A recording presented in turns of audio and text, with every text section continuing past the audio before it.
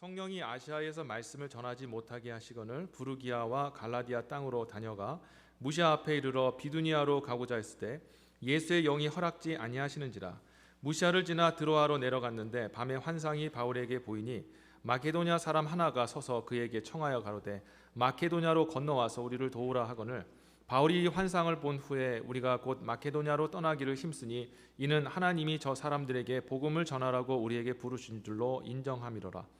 드로아에서 배로 떠나 사모드라게로 직행하여 이튿날 네아폴리로 가고 거기서 빌립보에 이르니 이는 마게도냐 지경 첫 성이요 또 로마의 식민지라. 이 성에서 수일을 유하다가 안식일에 우리가 기도처가 있는가 하여 문밖 강가에 나가 거기 앉아서 모인 여자들에게 말하더니 두아디레아 성의 자주장사로서 하나님을 공경하는 루디아라 하는 한 여자가 들었는데 주께서 그 마음을 열어 바울의 말을 청종케 하신지라. 저와 그 집이 다 세례를 받고 우리에게 청하여 가로되 만일 나를 주 믿는 자로 알거든 내 집에 들어와 유하라 하고 강권하여 있게 하니라. 우리가 기도하는 곳에 가다가 저 많은 귀신 들린 여종 하나를 만나니 저무로 그 주인을 크게 이해하는 하는 자라. 바울과 우리를 쫓아와서 소리질러 가로되 이 사람들은 지극히 높은 하나님의 종으로 구원의 길을 너에게 전하는 자라 하며 이같이 여러 날을 하는지라. 바울이 심히 괴로워하여 돌이켜 그 귀신에게 이르되 예수 그리스도의 이름으로 내가 네게 명하노니 그에게서 나오라 하니 귀신이 즉시 나오니라. 아멘. 자, 오늘은 성령의 인도하심을 따라라는 제목으로 말씀 전하겠습니다. 잠시 기도하겠습니다. 성령님, 이 시간에 우리에게 은혜 베풀어 주셔서 성령의 교통함 있게 하시고 오늘 이 시간에 성령의 역사를 또 체험하고 깨닫게 되는 복된 시간 되게 하여 주옵소서. 예수님의 이름으로 기도합니다. 아멘. 여러분들께서 신앙생활 하실 때 정말 많이 듣던 내용이지만 또 한편으로는 많이 질문하게 되는 한 가지 내용이 있습니다. 그게 뭐냐면 성령이 우리와 함께 하심을 어떻게 아느냐라는 것이죠. 설교를 들을 때에 성령이 함께 하심을 믿으시길 바랍니다. 그러면 여러분께서 믿음으로 받으시며 아멘 하시죠. 그런데 정작 삶 속에서 그 성령님이 우리와 함께 어떻게 하시는가, 진짜 우리와 함께 하시는가를 어떻게 체험할까, 어떻게 확신할까라고 생각해 보면 잘 모르겠는데요 라고 하시는 분이 있습니다. 그래서 오늘 여러분과 함께 사도 바울의 그런 복음 전하는 그 길을 같이 좀 살펴보고 그 안에 어떻게 성령이 역사하시는 줄 같이 좀 살펴보는 시간이 되었으면 좋겠습니다. 자, 성령님을 우리가 오늘 같이 좀 살펴보길 원하는데 성령께서 가장 먼저 성경에서 어디에 등장하시냐면 창세기 1장 2절에 등장하십니다. 자, 제가 읽어드릴게요. 땅이 혼돈하고 공허하며 흑암이 깊음 위에 있고 하나님의 신은 수면에 운행하시니라 라고 기록되어 있어요. 여기 하나님의 신은 바로 Spirit of God 해서 성령님을 얘기를 하는 것인데, 자, 땅이 혼돈하고 공허하다라는 그 표현은 어떤 뜻을 가지고 있냐면 혼돈하다라는 것은 형성되어 있지 않았다. 이게 영어로 formless라고 하는데 우리가 어떤 사물은 이와 같이 이렇게 뭔가 눈에 보이고 만질 수 있는 형태를 가졌는데 창조하기 전에는 그런 형태가 없었습니다. formless, 어떤 모양이 없었다. 자, 그리고 공허하다라고 했는 것은 공허하다라는 것은 가치가 없다라는 뜻을 가지고 있습니다. 당연히 이게 지금 이 물컵이 이게 지금 존재가 있잖아요. 그렇죠? 만질 수 있고 볼 수 있는데 이것의 가치가 무엇입니까? 물을 담아내는 것이 이제 가치인데 아무것도 없는 상태이기 때문에 온 세계가 그냥 무가치함 그 자체였다라는 거죠. 자, 거기에 더해서 보면 흑암이 깊음 위에 있다라고 기록되어 있는데 흑암이 있는데 그 흑암 안에 그 흑암 자체에 그 정말 끝도 없는 다함도 없는 그 깊음이 있다라는 거죠. 한마디로 말해서 완전히 깜깜한 어두움이 온 그런 주변을 둘러서고 있었다라는 것을 이제 말씀을 우리가 보면 알 수가 있죠. 자, 그런데 참 흥미로운 부분이 있습니다. 그 후반절 보시면 하나님의 신, 그러니까 성령이 수면에 운행하시니라라고 기록되어 있어요. 수면. 여기 보니까 water라고 나왔습니다. The Spirit of God moving around over the water 이렇게 기록이 되어 있는데 물이 있었다라는 것을 알 수가 있죠. 자, 물과 우리가 이 말씀을 이렇게 읽으시면 여러분이 그냥 읽으시니까 그냥 넘어간 경우가 있지만 한번 생각해 볼 필요가 있는데 창조를 하시기 전에 분명히 성령께서 수면 위에서 운행하신다라는 우리 표현을 통해서 이 수면이 물이기 때문에 물이 창세 전에 있었다라는 것을 우리가 이제 예상을 할 수가 있는데요. 자, 이 물이 어떻게 처음부터 있었는가? 어떻게 그거 증명할 수 있습니까? 이어 나오는 창세기 1장 6절과 7절에 보면 이렇게 기록되어 있습니다. 하나님께서 이제 첫날에 이제 빛과 어둠을 만드시고 둘째 날 이제 하늘을 만드시는데 하늘이 어떻게 형성이 되는지 6절과 7절에 보면 이렇게 기록되어 있는데요. 하나님이 가라사대 물 가운데 궁창이 있어 물과 물로 나누게 하리라 하시고 하나님이 궁창을 만드사 궁창 아래의 물과 궁창 위의 물로 나누게 하심에 그대로 되니라라고 기록되어 있어요. 자, 지금 하늘이 어떻게 만들어졌다고 얘기하셨습니까? 하나님이 궁창이 있으라 해서 만들어진 것이 아니라 물이 있는데 그 물과 물을 위아래로 나누실 때 생기는 그 공간이 궁창이 되었다라고 얘기를 말씀하고 있는 거예요. 자, 그러면 우리가 이 말씀을 통해서 성령께서 지금 수면 위에 계셨다라는 것을 우리가 이해할 수가 있는 거죠. 물이라는 우리가 알 수 없는 그게 진짜 물리적인 물인지는 우리가 알 수는 없지만 어쨌든 성경에 기록되어 있기 때문에 이 물 위에 성령이 계셨다라는 것을 알 수가 있는 거죠. 그럼 우리가 여기 한 가지 또 질문을 할 수가 있습니다. 그럼 왜 성령께서 물 위에 계실까? 도대체 이 물이 뭐냐라는 것이죠. 적어도 이 물이 창세 전에 있었다면 무엇인가 하나님의 그 창조가 있게 할 수 있는 그 생명이 그 물에 담기지 않았나 그렇게 예상을 할 수 있는데요. 신명기 12장 23절에 보면은 이런 말씀이 기록되어 있습니다. 오직 크게 삼가서 그 피는 먹지 말라. 피는 그 생명인즉 내가 그 생명을 고기와 어울러 먹지 못하리니라고 기록되어 있습니다. 피가 생명이래요. 세상에 존재하는 모든 살아있는 존재는 인간을 포함한 모든 가축, 동물, 심지어는 조그만 벌레, 우리가 탁 해서 죽이는 모기마저도 이 피가 그 안에 있습니다. 그러니까 피가 있기 때문에 사람이 지체가 잘려도 모든 가축이나 모든 지체가 잘려도 피를 흘리지 않으면 피를 보존하면 살 수 있어요. 그런데 아무리 몸이 괜찮다 할지라도 피를 다 흘리면 사람이 죽습니다. 그래서 피 안에 생명이 있다는 것을 우리가 알 수 있는데 피를 과학적으로 분석을 해보니까 혈장과 혈구로 구성이 되어 있대요. 그런데 놀랍게도 이 혈장이라는 것에 이 91%가 물로 구성이 되어 있다고 합니다. 자, 그러면 피는 생명이다. 그런데 피가 물로 구성이 되어 있다면 우리는 충분히 물리적으로는 왜 그런지 이해를 하지 못하지만 하나님께서 그 물에 생명을 담아 놓으셨다라는 것을 충분히 우리가 예상을 할 수가 있는 것이죠. 예수님께서도 요한복음 7장 38절 말씀에 나를 믿는 자는 성경에 이른과 같이 그 배에서 생수의 강이 흘러나리라 하시니라고 말씀하셨습니다. 그러니까 예수님을 믿게 되면 우리 안에서부터 생명력이 흘러나오는데 근데 예수께서 그 생명력을 표현하실 때 왜 다른 많은 그런 비교할 대상들을 놔두시고 생수, 즉 물이라는 것을 표현해서 하실까? 이런 것들을 생각해 보면서 우리가 물에 무엇인가 하나님께서 생명을 담아 놓으셨구나라는 것을 우리가 충분히 말씀을 통해서 예상을 할 수가 있는 것이죠. 정말 물과 이 생명에는 무슨 관계가 있습니까? 물리적인 관계가 있습니까? 라고 질문하신다면 저는 하나님이 아니기 때문에 잘 모릅니다. 그러나 성경을 통해서 우리가 유추해 보건대 이 물에는 분명히 하나님께서 무엇인가 생명을 담아 두셨다는 것을 알 수가 있죠. 제가 여러분에게 지금 물 이야기하는 것은 물에 대한 이야기를 하는 것이 아니라 성령께서 수면 위를 운행하셨다는 것을 말씀하기 위해 설명을 드리는 것입니다. 자, 그러면 성령께서는 지금 뭐 하고 계신 걸까요? 물이 만약에 생명이라면 성령께서는 생명 주변에서 움직이고 계시고 함께 하셨다는 겁니다. 왜 계셨을까요? 아버지 하나님께서 말씀으로 빛이 있으라 아니면 하늘이 있으라 바다가 있으라 동물이 있으라 하면서 선포하시며 생명체를 살아있는 존재를 만드실 때 성령께서는 그 생명 그 가운데에서 역사하시고 준비하셨다가 즉시로 그 만들어진 선포되어진 그 창조물에게 생명을 부여하시기 위해서 준비하고 계시다. 우리가 그런 말씀을 우리 충분히 그 말씀을 통해서 우리가 예상하고 또 그렇게 믿을 수 있는 것입니다. 성령께서는요. 그래서 우리가 무엇을 할 수 있냐면 성령은 생명이 있는 곳에 역사하시는 하나님이신 줄 믿으시기를 주의 이름으로 축원합니다. 성령이 이 땅에 오신 이유는 우리에게 생명 주시기 위해서 이 땅에 오셨다라는 것을 여러분이 아셔야 된다는 것이죠. 그래서 성령이 어디 계십니까? 잘 안 보이는데요 라고 생각하신다면 생명이 나타나는 곳에 여러분 가시면 성령을 발견하실 수 있다는 것입니다. 자, 오늘 본문에 등장하는 사도 바울은 열심히 복음을 전하고 있습니다. 사도 바울은 아시아라는 지역으로 들어가 복음을 전하기를 원했습니다. 근데 아시아는 어디냐면 우리가 지금 알고 있는 한국, 중국, 일본 이런 곳을 말하는 것이 아니라 오늘날 이 터키 지역을 얘기하는데 소아시아라고 하는 그런 지역입니다.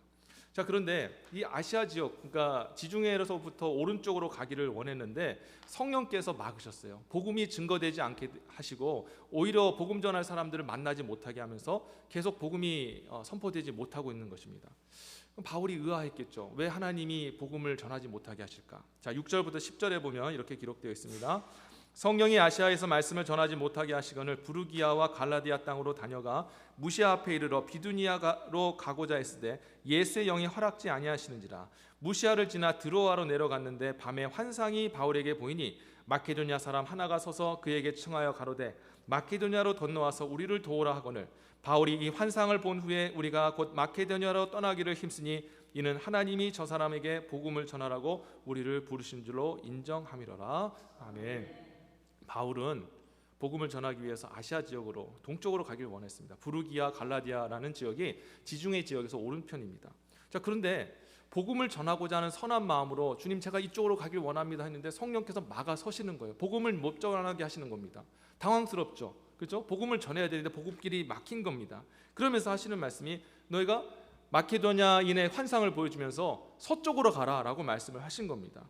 그럼 왜 그랬을까요? 왜 바울은 선한 의도를 가지고 동쪽으로 가려고 복음 전하려고 하는데 왜 서쪽으로 성령께서 그를 이끌어 가셨을까? 그 이유가 있죠. 동쪽은 바울이 1차 전도 여행을 하면서 안디옥이라는 지역을 이제 복음을 전해서 교회를 세웠는데 그 지역에서 많은 성도들이 또 이렇게 퍼져 나가면서 그쪽 이 아시아라는 지역에 많은 그런 바울의 제자와 또 많은 교회 성도들이 함께 가서 복음을 전하고 교회가 세워졌습니다. 물론 바울의 입장에서는 좀 그런 마음이 들 것 같아요. 내가 그곳에 가서 더 확실하게 말씀을 가르쳐서 미비하게 지금 세워지고 있는 교회를 확실하게 세우겠다, 이런 거룩한 마음을 가지고 동쪽으로 가기를 원했지만 성령께서는 어디에 마음이 있었냐, 거기도 성령이 함께 하시지만 성령의 더 큰 계획과 뜻은 한 번도 복음이 전해지지 않은 영적으로 죽어있는 저 유럽 지역, 마케도니아 지역에 우리 성령의 모든 관심과 역사가 향하고 있었다라는 것입니다. 그래서 성령께서는 그날 밤에 바울에게 나타나셔서 환상으로 마케도니아인의 그 환상을 보여주시고 정확하게 동쪽이 아니라 서쪽이다, 너가 마케도니아를 향해서 나아가라라고 말씀하셨고 바울이 그것을 통해서 성령의 역사가 동쪽이 아니라 서쪽이구나라고 그렇게 깨닫고 모든 것을 내려놓고 완전히 방향을 틀어서 서쪽으로 나아가는 그런 순종의 삶을 살았던 것입니다. 성도 여러분, 우리 하나님께서는 성령을 통해서 저와 여러분의 인생길을 인도해 주고 계십니다. 근데 우리가 성령께서 우리의 인생이 때로 열리거나 또 바울과 같이 열리지 않을 때, 열릴 때는 우리가 감사하면서 주님 성령께서 인도하십니다라고 감사하지만 열리지 않을 때 우리가 낙심하면서 성령 혹시 우리와 멀리 떨어진 건 아닌가, 우리를 혹시 버리신 건 아닌가라고 생각할지 모르겠지만 여러분 그렇게 생각하지 않게 되시기를 바랍니다. 성령은 우리와 늘 함께 하시는 주님이신 줄 믿으시기를 바랍니다. 그런데 우리가 그럼에도 불구하고 내가 성령이 저와 함께 하시는 걸 잘 모르겠는데요 라고 여러분들이 생각하신다면 생명 살리는 그 자리에 여러분 마음을 두고 그곳을 사모하며 나가면 성령께서 그곳에서 살아계신 하나님의 그 놀라우신 역사를 저와 여러분 가운데 체험하게 해주실 것입니다. 코비드가 터지기 전에 2018년도 우리는 하나님의 은혜로 멕시코 아반떼라는 지역에 위치한 작은 교회를 소개를 받았습니다. 우리 시온제일교회가 섬길 수 있는 멕시코 지역의 선교지를 알게 된 것이 얼마나 감사한 일이고 또 그런 만남을 받게 되는 것은 정말 하나님의 크신 은혜입니다. 그래서 곧 장로님들과 의논해서 그 아반떼에 있는 작은 교회와 자매 결혼을 맺고 여러 방면으로 돕고자 하였습니다. 그래서 2019년 제가 시작되면서 이분들을 좀 돕고 또 선교 계획을 좀 준비하면서 좀 방문해야겠다라는 그런 마음이 들었어요. 그런데 2019년도에 어떤 일이 일어났습니까? 갑자기 코비드라는 것이 터지게 되었고 그 이후에 2020년, 2021년 3년 동안 정말 우리는 꼼짝도 못하고 이 자리에 있을 수밖에 없었습니다. 자, 그리고 2022년이 됐어요. 올해 이제 새해가 되었는데 여러분 다 아시다시피 2022년 새해가 되었음에도 불구하고 이 연초에 코비드가 여전히 기승이어서 많은 지역, 특히 멕시코 지역도 아직 그때 문을 열지 않은 그런 상황이었던 것으로 기억합니다. 자, 근데 그때마다 새벽마다 제가 기도를 했거든요. 주님, 선교지를 생각할 때마다 이번에는 꼭 선교지를 방문하고 싶습니다라는 그런 마음이 있었고 그런 기도가 나오더라는 것입니다. 그래서 저는 기도하면서 성령께 물었습니다. 성령님, 코비드가 지금 진행 중인데 어떻게 그곳에 갈 수 있겠습니까? 그런데 기도할 때마다 제가 성령께서 주시는 마음의 확신은 그곳에 가야 된다라는 그런 마음을 주시는 겁니다. 그것을 놓고 기도하라라는 마음을 주셔서 제가 이 연초부터 그 멕시코 선교지를 위해서 기도를 했고요. 또 우리 당회 우리 장로님들께도 이번에는 꼭 갔으면 좋겠다라고 그렇게 말씀을 드렸던 것으로 기억합니다.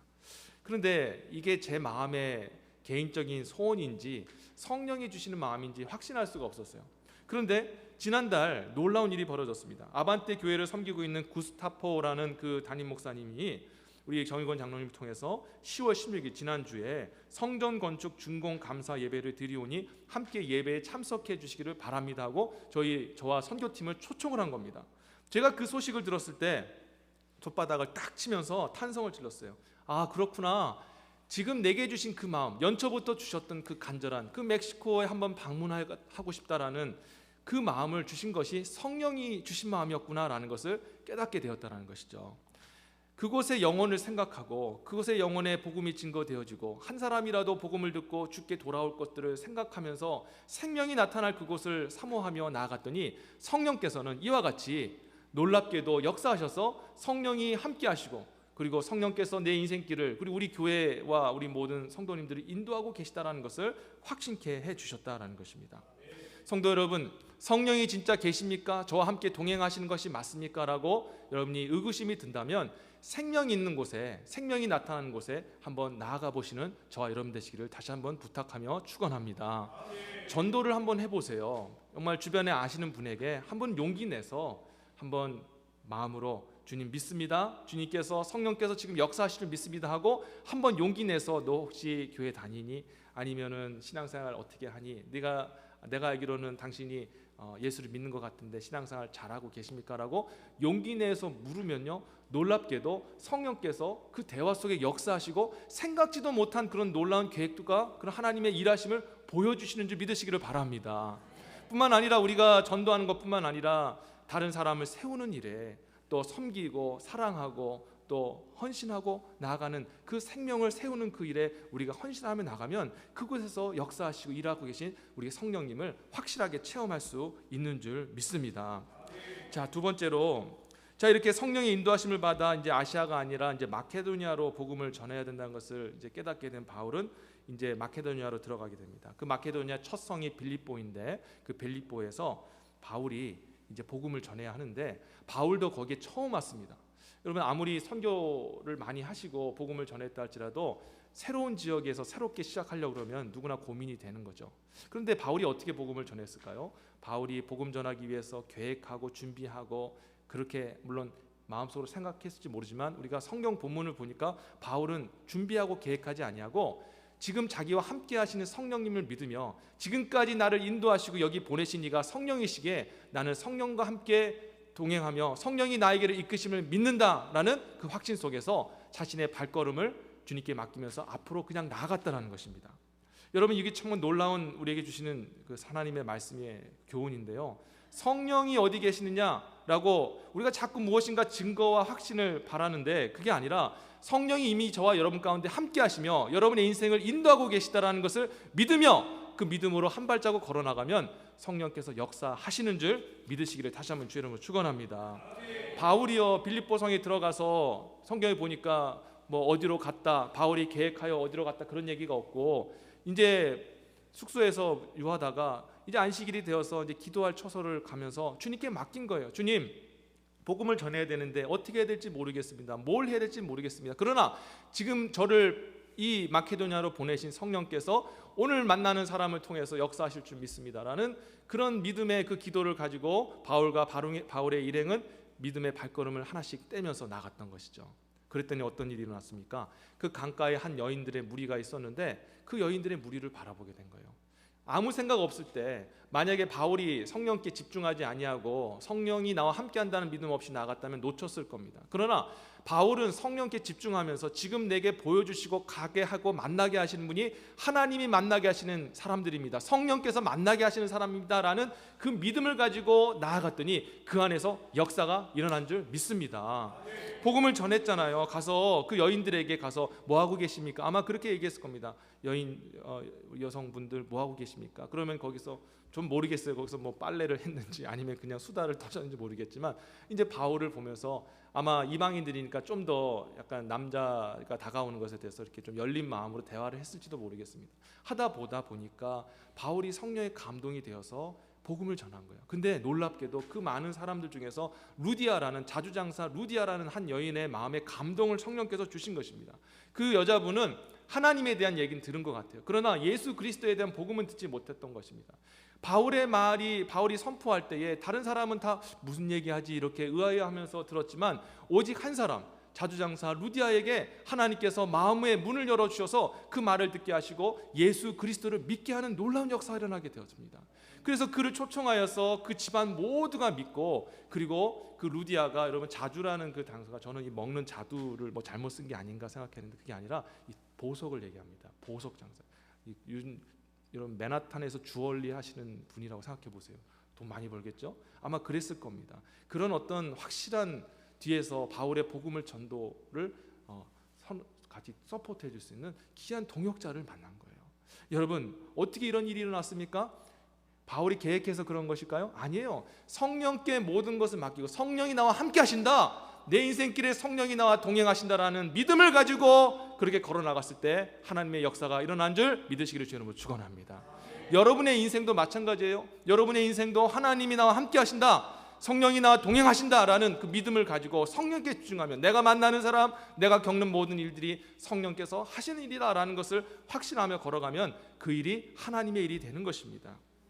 10월 15일 토요일 날 이제 오전 새벽 이제 저희가 3시 저도 3시에 일어나서 4시에 차를 타고 이제 공항에 가서 결국 도착을 10시에 했습니다. 오전 10시에 했는데 이 구스타프 목사님이 이제 저희에게 이제 오셔서 픽업을 해 주셨어요. 점심 시간이 돼서 우리 선교팀은 이제 식사를 하고 있었는데 근데 우리는 너무 그때 피곤해서 잠시 숙소에 가서 좀 쉬려고 하였습니다. 그런데 시간을 보니까 숙소 갔다가 또 짐을 풀고 다시 돌아오는데 너무 시간이 좀 많이 걸릴 것 같아요. 그래서 제가 우리 선교팀에게 여기 구스타프 목사님께 차라리 지금 곧바로 선교지로 갔으면 좋겠습니다 해가지고 이제 우리가 간 겁니다.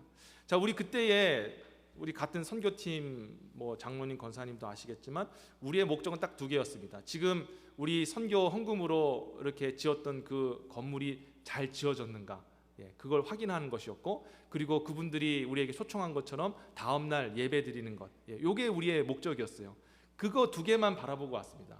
그런데 참 놀랍게도 이렇게 교회 건물을 제가 돌아보고 이렇게 참 감사하구나, 하나님께서 우리 시온제일교회에 은혜 주셔서 이렇게 교회를 또 성전 건물을 세울 수 있게 해주시면 얼마나 감사한가, 그렇게 감격하고 있는 그때에 뒤에서 어떤 여자 스페니시 두 분 여자분이 웃으면서 다가오는 겁니다. 그래서 이제 인사를 나누고 이제 목사님한테 물어보니까 이분들이 지금 이 교회 성도라는 겁니다. 그래서 성도님들하고 같이 이야기하면서 옆에 통역하는 자매가 이렇게 얘기를 하면서 그분의 가정 상황을 듣고 그렇구나 하는데, 이 구스타프 목사님께서 저한테 하시는 말씀이, 목사님 이 가정을 위해서 기도해 주세요라고 그렇게 말씀하는 거예요. 멕시코 목사님들이 좀 즉흥적인 그런 라틴계 목사님 좀 그런 게 있습니다. 이렇게 그 라틴 분들이 이렇게 보면 즉흥적으로 춤추고 막 일하고 그런 분들이 있는데 제가 좀 당황했어요. 미리 좀 언질이라도 해주시면 좀 준비를 할 텐데 갑자기 기도해달라고 그래서 제가 순간 당황했는데 옆에 든든한 통역자가 있어가지고 내가 뭐 이렇게 얘기해도 뭐 알아서 잘할 거라 그렇게 믿음을 가지고 그렇게 축복 기도를 해줬습니다. 자, 그런데 그렇게 축복 기도하고 저는 다시 성전을 보라보면서 어떻게 지어졌나, 뭐 필요한 게 뭐가 있을까 하고 이렇게 두고 있는데 갑자기 구스타프 목사님이 하시는 말씀이, 여기 주변에 또 다른 성도님들이 있는데 한번 찾아가 보시겠습니까? 라는 제안하시는 거예요. 그때 제가 딱 성령께 집중하고 있었는데 깨달았어요. 성령께서 지금 나로 하여금 건물 보려고 이렇게 하시는 것이 아니라 지금 하나님께서 원하시는 것은 가정을 돌아다니면서 기도하게 하시는구나라는 것을 그때 캐치를 한 겁니다. 여러분, 그러고 나서 제가 좋습니다, 같이 가시죠 해서 목사님을 따라서 굽이굽이 글을 해서 정말 거기에 집이 있을까 하는 그런 길을 이렇게 찾아가서 올라가서 보니까 집이 나오더라는 거예요. 그래서 그 가정의 이야기를 듣고, 그 가정이 원래는 그 남편과 아내가 정말 그 어려움 속에서 술에 취해가지고 알코올 중독자가 되었는데, 이 복음을 듣고 그들이 변화되어서 교회의 기둥과 같은 일꾼이 되었다라는 그 얘기 듣고 제가 막 감동을 받고, 그 감동이 임하자 또 같이 함께 기도하면서 그 감동으로 축복 기도해주고, 너무나도 순수하게 그 말씀을 받는 거예요. 아멘 아멘 하면서 그렇게 말씀을 받을 때 얼마나 기쁨이 넘쳤는지. 또 그리고 나서 또 다른 또 지역을 이렇게 돌아다니면서 복음을 전하고 기도를 했습니다. 그때 옆에 계셨던 정일권 장로님, 이예수 권사님이 저한테 뭐라고 말씀하셨냐면, 목사님, 우리는 여기 단순 방문을 위해서 왔지만 실은 성령께서 우리로 사역하기를 원하시는 것 같습니다 라는 것을 저하고 제가 느꼈던 것과 똑같은 것을 같이 고백하시는 거예요. 여러분, 우리가 계획하고 간 건 아닙니다. 그냥 우리는 건물을 확인하고 또 선교에 대한 계획을 함께 나누기 위해서 간 거거든요. 사역에 대한 생각하지 않았어요. 그러나 우리가 영적으로 깨어서 성령께 집중하며 그 발걸음 하나하나를 주님께 맡기며 나아갈 때 성령께서 마땅히 그곳에서 해야 될 것이 무엇인지를 알게 하시고 행하게 하시는 우리 주님이신 줄 믿습니다. 성도 여러분, 여러분도 마찬가지입니다. 저의 삶이 단순한데요, 제가 성령께 지금 쓰임 받을 수 있을까요? 아니요, 쓰임 받습니다. 우리가 영적으로 집중하여서 성령과 이 주파수가 맞고 성령과 함께 동행한다는 확신 가운데 걸어가게 되면 만나는 사람이 복음 전하는 대상이요, 만나는 사건이 복음 전하는 이 놀라우신 은혜의 현장이라는 것을 저와 여러분들이 깨닫게 되는 것입니다. 우리가 혹시 성령을 민감하게 바라보지 못하고 깨닫지 못하고 있다면 우리가 성령께 집중하지 못하고 우리 눈에 보이는 육신의 것들을 더 마음을 두고 있지 않았는가 생각해 볼 필요가 있다는 것이죠. 성령은 여러분과 원래부터 함께 하신 주님이신 줄 믿습니다. 그분은 우리에게 늘 함께 하시며 우리의 길을 인도하고 계십니다. 성령께 주파수를 맞추세요. 그러면 성령께서 지금 우리와 함께 하시며 역사하고 계시다는 것을 깨닫게 하실 것입니다. 자, 마지막으로 좀 살펴보기 원하는데요. 자, 그러면 성령이 역사하시면 또 언제 그렇게 강력하게 나타날까? 자, 오늘 본문을 보니까 바울이요, 빌립보 지역에서 힘있게 복음을 전하는데, 복음을 전하니까 사탄이 가만히 있겠습니까? 복음 전파를 방해하기 위해서 한 귀신 들린 자를 통해서 바울을 괴롭게 합니다. 바울이 복음을 전하는데 한 귀신 들린 여자가 있었습니다. 그 여자는 점을 쳐줌으로 주인들에게 많은 이익을 끼친 그런 사람이었어요. 그런데 이 여자가 성령께서 역사하자 바울에게 찾아가서 이런 말을 합니다. 17절 보시면, 바울과 우리를 쫓아와서 소리질러 가로되 이 사람들은 지극히 높은 하나님의 종으로 구원의 길을 너희에게 전하는 자라 하며 라고 얘기합니다. 참 놀랍지 않습니까? 귀신 들린 자가 여기 있는 그 바울과 함께한 이 사람들은 거룩하신 하나님의 종입니다. 그리고 이들이 선포하는 것은 구원의 복음입니다라고 이 귀신이 그렇게 선언을 하고 있더라는 거죠. 그래서 사도 바울도 처음에는 그 말을 듣고 성령이 역사하시는구나 라고 생각하면서 가만히 내버려 두었는데, 알고 보니까 이게 사탄의 이 농간이었습니다. 계속해서 사도 바울이 복음을 전하는데 앞장서 가지고 마치 이 사람들은 하나님의 종이다, 이들이 전하는 것은 생명의 복음이다라는 것을 전하면서 마치 복음을 전하는 것처럼 하지만 매 말 끝날 때마다 그 말을 하고 하니까 바울이 괴로운 거예요. 뭔가 복음을 전하려고 하는데 이 사람들은 하나님의 종으로서 이들이 전하는 것은 구원의 생명입니다, 뭐 이런 얘기를 하니까 얼마나 바더링이 됐겠습니까? 저도 혹시 오해는 하지 말고 들으세요. 제가 그랬다는 게 아니라 어떤 큰 교회 목사님들 중에서 보면은 교회에서 아멘을 너무 잘하시는 분들이 있다고 합니다. 근데 그 아멘도 타이밍을 맞춰서 하셔야 되는데 말만 끝나면 그 단어 구절마다 아멘, 아멘, 아멘 하는데 어쩔 때 보면은 설교에 그게 좀 방해가 될 때가 있을 때가 있어요. 그런데 물론 제가 오해하지 마시고 아멘 하지 말라는 게 아니라 타이밍을 잘 맞춰야 되는데 지금 사탄이 지금 그렇게 이렇게 역사를 하고 있더라는 거죠. 말만 하려고 하면 이들은 하나님의 종이다, 이 놀라운 구원의 길을 너에게 제시한다 하면서 이렇게 교묘하게 방해를 하고 있더라는 겁니다. 그래서 결국에는 참다 못한 이 사도 바울이 어떻게 했습니까? 18절 중반절에 보시면 이르되 예수 그리스도의 이름으로 내가 내게 명하노니 그에게서 나오라 하니 귀신이 즉시 나오니라. 아멘. 여러분, 이걸 통해 우리가 무엇을 할 수 있을까요? 성령은요, 우리가 괴롭고 힘들 때, 그리고 영적으로 사탄의 공격을 받을 때 더욱더 강력하게 역사해 주시는 줄 믿으시기를 주의 이름으로 축원합니다. 우리가 인생의 어려움을 느끼고 절망 가운데 있을 때, 괴로울 때, 영적으로 눌려서 마음의 고통과 괴로움과 미움과 분노, 이런 어떤 마음속에 정말 하루하루 힘겹게 살아갈 때, 그때가 절망의 시간이 아니라 오히려 성령께서 나타나셔서 역사하시며 내가 너와 함께한다, 내가 너의 길을 인도해 주겠다라고 나타나시는 성령의 그 임재, 성령의 나타나심의 놀라운 거룩한 기회이고 시간이라는 것을 다시 한번 믿으시기를 바랍니다. 여러분, 우리가요 주일날 아침이 되어서 머물던 숙소를 나왔습니다. 그때 구스타프 목사님께서 개인 차를 가져와서 저를 픽업을 해서 나가는데 갑자기 저희 뒤에 있던 택시가 저희를 가로질러 가지고 앞으로 쭉 나가는 거예요. 그래서 저는 거기가 휴양지잖아요. 그래서 손님을 싣고 어딘가 휴양지로 가는구나. 그래서 그렇게 생각을 했는데 그 차가 쫙 나가더니 그 출구에서 바리케이트가 열리면서 오른쪽을 우리 차를 막아서는 거예요. 갑자기 막아서니까 깜짝 놀랐죠. 그랬더니 이쪽 왼쪽에서부터 똑같은 택시가 들어오고 맞은편에서 택시 한 대가 우리를 막아서는 것입니다. 뒤에는 바리케이트로 막혀 있고 오른쪽 왼쪽 앞에 택시로 막혀 있어요. 근데 거기에 있던 사람들이 내리는데 오른팔에 문신을 한 아주 등치 좋은 남자가 나오는 겁니다. 그래서 깜짝 놀라서 거기 목사님한테 이게 무슨 상황인가 하고 물어보니까 지금 여기에 나오는 사람들이 이 멕시코 마피아라는 거예요. 멕시코 마피아.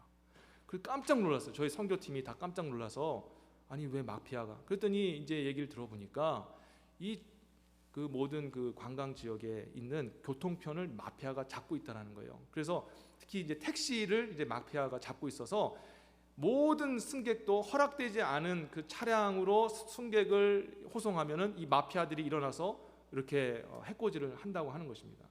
차에다가 총을 가지고 다닌다고 해요. 여러분, 멕시코 마피아가 어떤 사람들이 아십니까? 그냥 어떤 조폭들 아니에요. 자기들끼리 싸우는 그런 사람들이 아닙니다. 그냥 사람들을 향해서 자기에게 조금 불이익이 된다면 총을 다 이렇게 난사하고요. 그리고 사람 죽이는 거 우습게 여기고, 심지어는 멕시코 군대마저도 이 마피아를 어떻게 컨트롤을 못해서 누가 오냐면은 이 미군 특수부대가 와가지고 이 마피아하고 싸울 때 그때서야 좀 잡히는 사람들이 이 마피아라는 거죠. 여러분, 예배는 드리러 가야 하는데 마피아가 지금 우리 길을 막으면서 너희가 왜 지금 손님을 데리고 그렇게 가느냐라고 그 목사님이 시비를 걸면서 막아서고 있는 거예요. 여러분, 어떤 마음이 들겠습니까? 두려움이 찾아왔죠. 근데 우리 선교팀, 우리 안에 계신 분들이 다 마음으로 기도를 했어요. 저도 기도했습니다. 하나님, 저희는 예배 드리러 가야 하는데 지금 이렇게 사탄의 역사가 있습니다. 어떻게 하면 좋습니까? 라고 하는데, 그렇게 기도하면서 성령의 도움을 구하고 있는데 그 구스타프 목사님이 뭐라 스페니쉬로 얘기하는데 미션이라는 말씀을 하시는 거예요.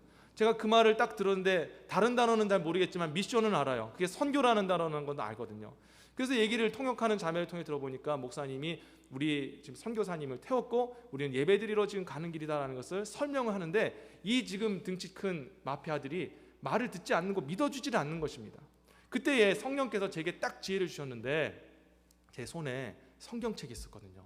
그 성경책을 보여주겠다라는 마음이 들어서 제가 옆에 있는 창문을 똑똑똑 두드렸습니다. 인상이 아주 험악한 그런 마피아가 저를 딱 쳐다보면서 쳐다보길래 제가 성경책을 딱 펴가지고 보여주니까 이 사람이 뭔가 하고 보더니 갑자기 이렇게 허리를 펴더니 옆에 있는 사람들에게 뭐라고 스페니쉬로 막 얘기를 하는데, 갑자기 차를 타더니 옆에 있는 차가 빠지고 왼쪽 차가 빠지고 앞에 있는 차가 쫙 물리면서 길이 열리게 되는 놀라운 역사가 일어나게 되었다는 것입니다. 할렐루야, 아멘.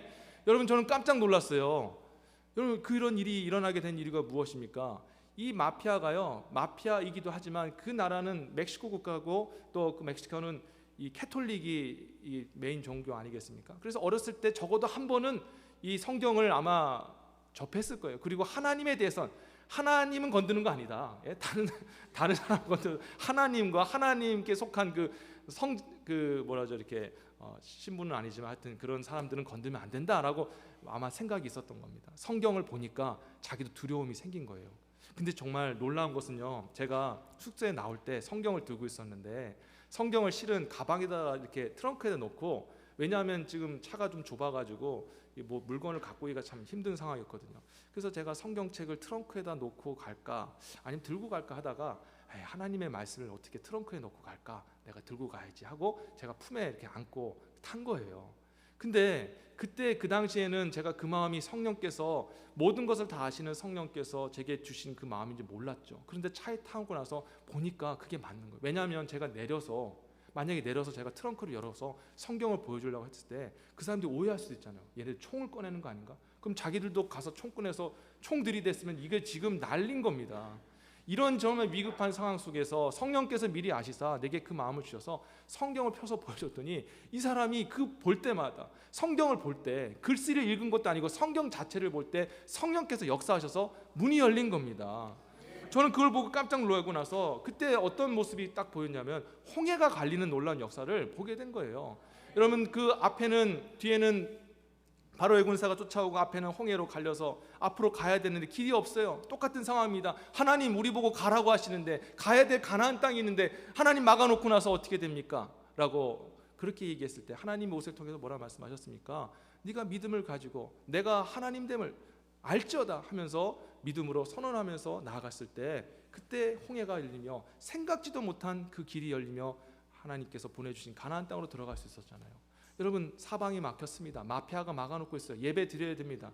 어떻게 이 상황을 빠져나갑니까? 그런데 그때 성령이 역사하셔서 홍해가 갈리듯이 차가 빠지게 되면서 우리가 예배 드릴 수 있었다는 것이죠.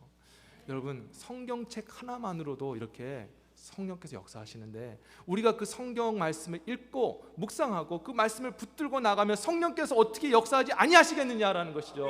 인생에 어려운 문제가 생기고 낙심이 찾아오고 또 사탄이 여러분 마음 가운데 계속 인생을 바더링하며 여러분의 마음을 괴롭게 할 때에 여러분 두려워하지 말고 하나님의 말씀을 펴서 읽고 묵상하고 기도하고 우리의 승리를 선언하고 사탄의 실패와 멸망함을 선언하면서 믿음으로 나아가면 성령께서 모든 문제를 해결하시는 줄 믿으시기를 주로 축원합니다.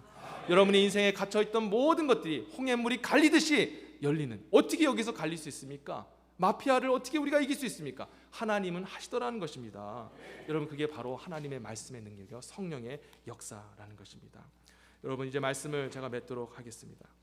성령님은, 여러분 제가 오늘 말씀드리고 싶은 요점은 성령의 역사를 우리가 어떻게 하면 알 수 있을까 아니라 성령은 이미 여러분과 함께 하시는 줄 믿으시길 주 이름으로 축원합니다. 우리가 성령께 항상 집중하고 우리 성령이 함께 하신다는 것을 확신하고 믿음으로 나아가면 하나님께서 그 함께 하심을 보여주십니다. 우리가 이제 앞으로 살 때에 우리가 조금 더 집중을 성령께 하셨으면 좋겠습니다.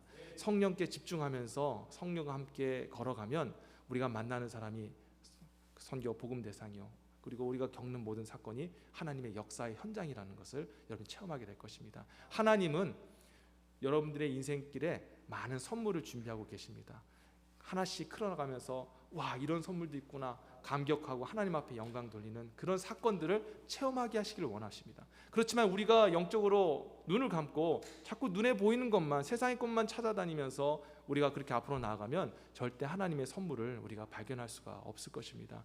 우리 주님께서 여러분에게 주신 그 기회, 좋은 선물 많이 발견해서 주님 앞에 섰을 때 주님, 제 인생이 너무 좀 허무했습니다. 주님 정말 계셨습니까? 라고 그런 말씀 하지 않게 되시기를, 오히려 주님 감사합니다, 순간순간 주님 성령 함께 하심을 바라보면서 나아갔을 때 내게 예비해 두신 이런 그런 놀라운 은혜와 복들, 기쁨들 감춰주시고 또 발견하고 누리게 하심을 감사합니다. 이제는 더 큰 천국에서 그 영원한 것들 누리며 소망하기를 정말 간절히 바랍니다 하면서 하나님 앞에 영광 돌리며 주 앞에 서게 되시는 저와 여러분 되시기를 주 예수 그리스도 이름으로 축원합니다. 아멘.